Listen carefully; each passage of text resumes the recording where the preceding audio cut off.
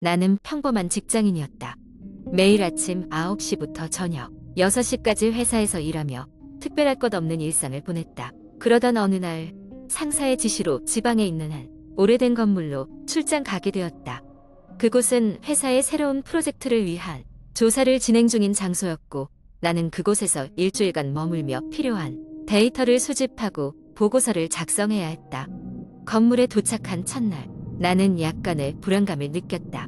오래된 건물은 외관부터가 음산했고 낡은 벽과 삐걱거리는 바닥이 무언가 할 수 없는 기운을 풍겼다. 현장에는 나 외에도 2명의 동료가 있었지만 그들 역시 이 건물의 분위기에 눌려 조용히 일에만 집중하고 있었다. 기숙사로 사용되는 건물의 뒤편 방에 짐을 풀고 업무를 시작했다. 낮 동안은 상대적으로 견딜만 했다. 자연광이 스며드는 창을 통해 들어오는 햇살이 조금이나마 기분을 안정시켜 주었다. 그러나 밤이 다가오면서 상황은 변했다. 첫째 날 밤 씻고 잠자리에 누웠을 때였다. 어디선가 흐느끼는 소리가 들려왔다. 처음에는 바람 소리나 혹은 착각이라고 생각했으나 소리가 점점 가까워지는 것을 느낄 수 있었다. 분명 누군가의 목소리였다. 나는 이불을 뒤집어 쓴 채 정체를 알 수 없는 그 소리에 귀를 기울였다. 도와줘. 여기서 나가고 싶어. 달빛이 방 안을 은은하게 비추고 있었고 공포는 실제적인 것이 되어 내 피부에 닿는 기분이었다. 나는 눈을 질끈 감고 하루빨리 아침이 오기만을 기다렸다. 다음 날 나만 그런 경험을 한 것이 아니었다는 사실을 알았다. 다른 동료들 역시 잠을 설쳤다며 불평을 늘어놓았다. 그들도 나와 같은 소리를 들었다는 것이었다. 하지만 서로의 불안감을 숨기며 업무를 마치고 건물 곳곳을 조사하기 시작했다. 조사 과정에서 우연히 건물의 지하실로 통하는 문을 발견했다. 호기심에 남자 2명이 먼저 들어갔다가 약간의 시간이 흐른 뒤 해숙한 얼굴로 돌아왔다. 그곳은 예전 고아원 시절 아이들이 사용하던 놀이방이었지만 이제는 버려진 공간이었다고 했다. 내부는 싸늘했고 어떤 설명할 수 없는 무거운 기운이 맴돌고 있었다고 한다. 셋째 날 밤 나는 푸른 불빛이 창밖에서 어른대는 것을 보았다. 창문을 통해 밖을 내다보니 기이한 불빛이 건물 주위를 맴돌고 있었다. 불빛은 이내 사라졌지만 남은 밤 내내 그 기억이 머릿속을 맴돌았다. 우리는 이 상황을 해결해야 한다고 결심했다.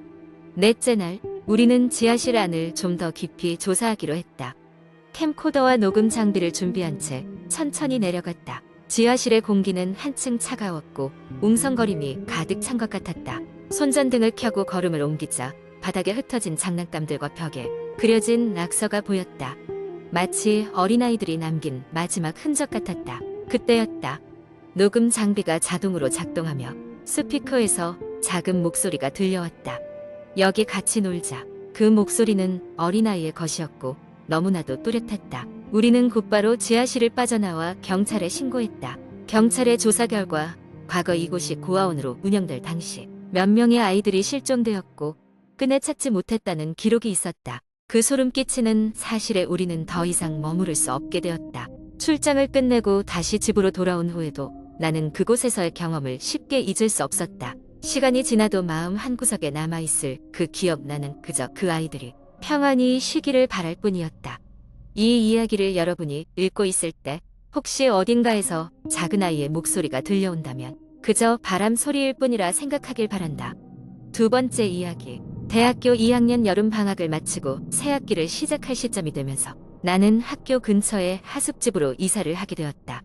하숙집은 오래된 건물로 1970년대에 지어졌다는 게 믿기지 않을 정도로 외관은 잘 관리되어 있었다. 하숙집 주인 아주머니는 친절하신 분이었고 다른 하숙생들도 모두 좋은 사람들이라 첫인상은 그리 나쁘지 않았다.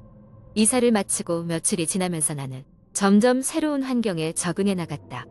학교와의 거리가 가까워서 아침에 여유롭게 준비할 수 있는 것도 마음에 들었고 무엇보다 집세가 저렴한 것이 큰 장점이었다. 그러던 어느 날 밤 나는 늦게까지 과제를 하느라 새벽 2시가 다 되어 잠자리에 들었다. 이상하게도 잠이 쉽게 오지 않았다. 익숙지 않은 환경 때문이었는지도 모르겠다. 그렇게 잠을 설친 채 뒤척이다가 어느 순간 누군가 내 방 문을 두드리는 소리를 들었다. 똑똑. 나는 순간 놀라 몸을 일으켰다. 잠시 동안 귀를 기울였지만 아무 소리도 들리지 않았다. 잘못 들었나? 생각하고 다시 누웠지만 이상하게도 마음속 깊은 곳에서 불안감이 스며들었다. 그 다음 날 밤, 이번엔 비슷한 시각에 또 다시 문 두드리는 소리를 들었다. 그러나 이번엔 훨씬 더 선명했다. 똑똑, 분명한 두드림 소리에 나는 자리에서 벌떡 일어났다. 혹시나 하고 문을 열어보았지만 복도에는 아무도 보이지 않았다. 소름이 쫙 돋았다. 그건 분명 누군가의 장난이었다. 하지만 이상하게도 다른 하숙생들은 아무도 그런 경험을 하지 않았다고 했다. 모두들 그냥 겁먹은 게 아니냐? 며 웃어넘기곤 했다. 나도 그렇게 생각하고 싶었지만 그날 밤에도 여지없이 또다시 문을 두드리는 소리가 들렸다. 그렇게 매일 밤 같은 시간에 반복되는 소리는 이제 나를 점점 미치게 만들고 있었다. 그러던 어느 날 밤 나는 다시 찾아올 불청객의 소리에 대비해 녹음기를 방에 켜두기로 했다. 무슨 일이 일어나고 있는지 알아야겠다는 생각 때문이었다. 그리고 다음 날 아침 나는 떨리는 손으로 녹음기를 재생했다. 처음 한동안은 아무 소리도 들리지 않았다. 그러다 정확히 새벽 2시가 넘어서자 예상했던 대로 문 두드리는 소리가 들렸다. 그러나 이어서 들려온 것은 나를 경악에 빠뜨렸다. 소리 낮춰 속삭이는 희미한 목소리가 녹음되어 있었던 것이다. 나 좀 나가고 싶어. 그 순간 내 등골을 타고 한기가 흘렀다. 다급해진 나는 녹음기를 들고 하숙집 주인 아주머니를 찾아가 이 모든 일을 설명했다. 그리고 녹음된 소리를 들려드렸다. 아주머니는 한동안 말이 없었지만 이내 힘겹게 털어놓기 시작했다. 그 방에는 말이지. 예전에 한 학생이 살았는데 안타깝게도 불의의 사고를 당했어. 그 후로 그 방이 비어 있었는데 다른 학생들에게는 말하지 말라 했는데 미안하구나. 나는 그 사실에 큰 충격을 받았다. 하지만 아주머니의 조언대로 방을 옮기기로 마음먹고 다른 빈 방으로 이사를 했다. 그 후로 두드리는 소리는 더 이상 들리지 않았다. 다만 밤이 깊어질 때마다 나는 여전히 불안한 마음으로 귀를 기울이고 만다. 그저 옛날의 착각이었기를 바라며 그리고 마지막으로 그 방 앞을 지나칠 때면 속으로 조용히 말하곤 한다. 평온을 찾으시길 바랍니다. 세 번째 이야기. 나는 서울의 평범한 대학생이었다. 학교 과제가 많아늘 늦게까지 도서관에 머무르곤 했다. 그날도 마찬가지로 도서관에서 밤 늦게까지 과제를 하다 보니 마지막 지하철을 놓치고 말았다.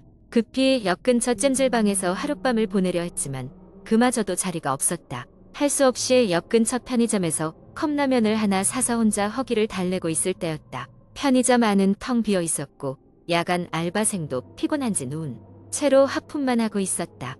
그때 밖에서 인기척이 느껴졌다. 처음에는 바람에 날리는 비닐봉지 소리일 거라 생각했지만 그 소리는 점점 가까워졌다. 누군가 편의점으로 다가오는 소리였다. 문이 열리고 들어온 사람은 허름한 옷차림의 중년 남자였다. 그는 다가와 아무 말 없이 내 옆에 앉더니 내 라면을 가만히 쳐다보기 시작했다. 무슨 일이세요? 라는 나의 물음에도 아무 대답이 없었다. 공기가 묘하게 싸늘해졌다. 그는 나와 눈을 한 번도 맞추지 않고 라면을 노려보았다. 이상함에 알바생에게 도움을 요청을 했지만 그제서야 알바생이 태연하게 그 남자에게 고개를 끄덕였다. 이상하다고 느낄 사이도 없이 중년 남자가 천천히 입을 열었다. 여기까지 오느라 힘들었어. 집에는 잘 다녀왔니? 그의 말투는 내가 알던 누구와 비슷했다. 소름이 돋았다. 내가 10년 전에 사고로 잃은 아버지의 목소리와 똑같았기 때문이다. 나는 혼란스러움 속에서 자리에서 일어났다. 그게 무슨 소리세요?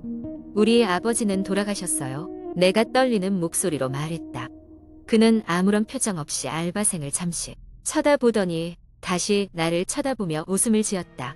가서 기다리고 있어. 그 말에 알바생은 대답 없이 자리에서 일어나 편의점을 나갔다. 나는 점점 무서운 생각이 가득 차오르기 시작했다. 도저히 여기 있을 수 없어. 나도 가방을 챙겨 편의점을 빠져나갔다. 밖은 깜깜했고 마치 어디선가 나를 지켜보는 듯한 느낌이 들었다. 도로를 따라 걷는 동안 발소리가 뒤를 따랐다. 멈춰서 뒤를 돌아보면 아무도 없었지만 다시 걸으면 그 발소리는 계속해서 따라왔다. 마음속에서 불안감이 커져갔다. 나는 부랴부랴 발걸음을 재촉했다. 어딘가 안전한 곳으로 도망치고 싶었지만 이미 늦은 밤이라 주위에는 문을 연 가게가 없었다. 이리저리 헤매다가 골목길에 들어섰다. 그때였다. 발소리가 끊어지고 한참 동안 싸늘한 고요가 이어졌다. 그 순간 머리 위에서 시끄러운 툭 하는 소리가 들렸다. 놀라서 올려다보니 오래된 가로등이 깜빡거리며 나를 비추고 있었다. 그 아래에는 다름 아닌 아버지의 얼굴한 낯선 이가 서 있었다. 왜 그렇게 서둘렀니? 그의 목소리가 골목에 울려 퍼졌다. 공포에 질려 뒤로 물러서려 했으나 내 발은 갑자기 움직일 수 없게 되었다. 몸이 말을 듣지 않고 그대로 얼어붙은 듯 했다. 그는 천천히 나에게 다가와 손을 내밀었다. 지금은 안 되지만 곧 보게 될게요. 이해하게 될 거야. 그의 손에서 익숙한 온기가 느껴지자 나는 회귀하는 듯한 감각에 사로잡혔다. 그가 말하니 해가 무엇을 뜻하는지 알 수 없었지만 점점 고요하게 스며드는 눈앞의 어둠 속에서 나는 그가 정말 아버지일 수도 있겠다는 생각을 잠시나마 하게 되었다. 그러나 그가 손을 뻗어 내 머리를 만지려는 순간 정신을 차린 나는 그의 손을 피하고 뒤로 물러났다. 동시에 모든 불빛이 갑자기 꺼지며 나는 다시 한번 깊은 어둠에 빠졌다. 그리고 물속에 잠긴 듯한 고요함 속에서 나는 온몸을 떨며 서 있었다. 그날 이후로 나는 야간에 외출을 삼가하게 되었다. 무엇이 진실이고 무엇이 환상인지 알 수 없었다. 그래도 아직까지 그날의 기억은 선명하게 남아있다. 아버지의 얼굴을 가진 낯선 사람의 마지막 말이 내 머릿속을 떠나지 않는다.